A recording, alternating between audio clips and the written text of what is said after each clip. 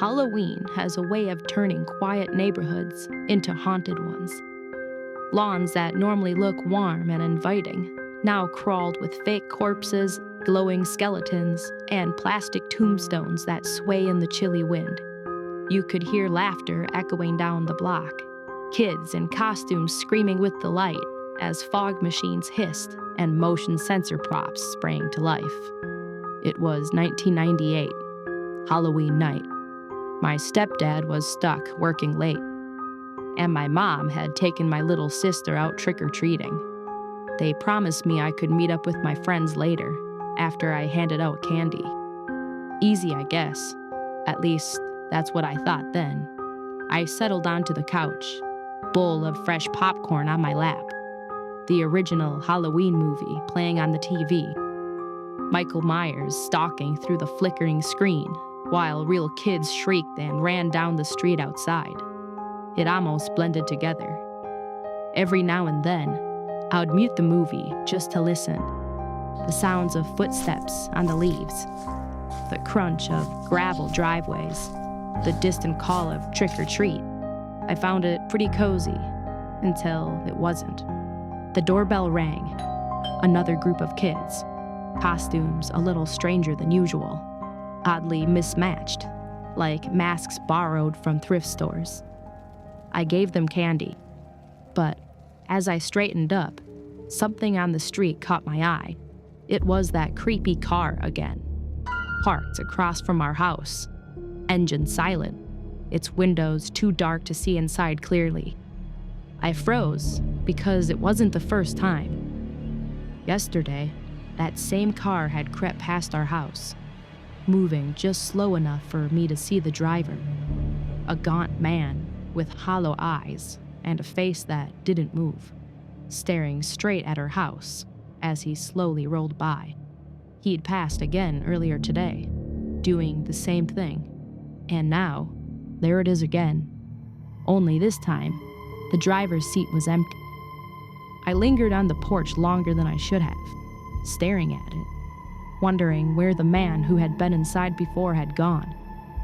The trick-or-treaters skipped down the street, their laughter fading, leaving only the stillness of that car. Inside again, I tried to focus on the movie, but I couldn't relax. The house felt watchful, waiting for something to happen. And that's when I heard it, not from outside, but from upstairs. A faint sound, floorboards shifting beneath weight. The kind of sound a house makes when someone's walking. I muted the TV. "Mom?" My voice shook the moment it left my throat. No answer. I swallowed hard and stepped toward the stairs. The hallway above was swallowed in darkness. I flicked down the light. My bedroom door, which I was sure I had left open, crept slowly shut on its own. The soft scrape of wood against carpet the only sound. My stomach dropped. I backed away, heart pounding and mind racing. My parents weren't going to be home for another hour or so. No one was supposed to be here. Then, the doorbell rang again. I hurried over and opened it, forcing a smile as a small group of kids held out their bags. I dropped candy into each one, muttering, "Happy Halloween," eager to get back inside. That's when my eyes drifted across the street. The porch lights of my uncle's house were on, a warm glow spilling out. And for the first time all night, I thought, maybe I shouldn't be here alone. Family, safety. Without thinking twice, I slipped outside and started across the yard. But something pulled my gaze upward, toward my own house, toward my bedroom window. Someone stood there, a man, wearing a mask, watching me. My blood turned to ice. I sprinted to my uncle's porch, banging on the door, calling out. No answer. My breath came in clouds as I tried again, then finally pushed inside. The instant I stepped inside, the house felt strained, like it was pressing in around me. the air thick with a waiting silence. "Uncle, are you here?" My voice cracked.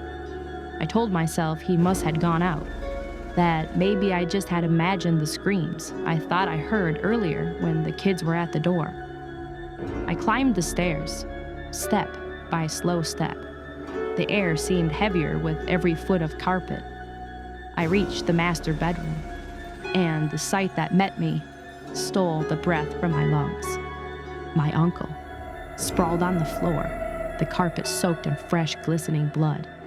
I screamed so loud it tore my throat raw. I spun around and bolted, stumbling down the stairs, fumbling for the door handle, flinging it open, and froze. He was there, the man, the one from my window, the one I seen in the car, mask covering his face, axe gripped in his hand, his head tilted just slightly like he was studying me. He lunged forward. I shrieked, darting away from him, his fingers grazing my arm. Trick-or-treaters nearby laughed and clapped, pointing like it was some kind of Halloween performance. I ran back inside, slamming the door. My body shook as I fumbled the patio door lock, desperate for escape. But his shadow stretched over me. The axe came down. Glass exploded.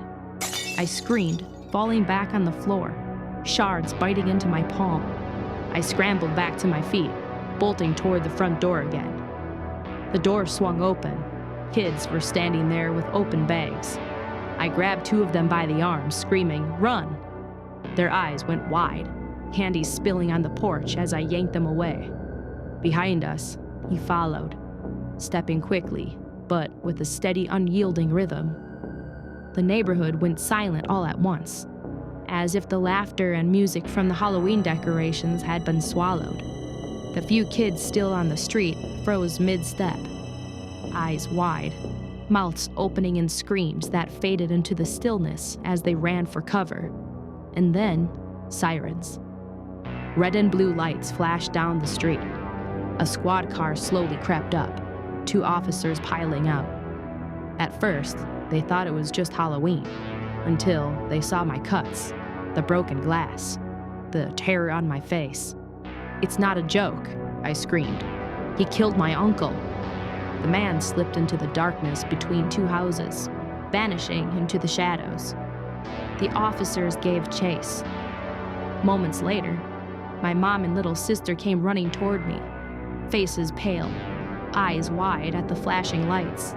I collapsed into her arms, shaking, sobbing, as backup cruisers and an ambulance pulled in. The man didn't get far. Police found him trying to break into another house. He never made it out alive. And then came the truth. That man, the masked killer, the one who had butchered my uncle, was my father, my real father.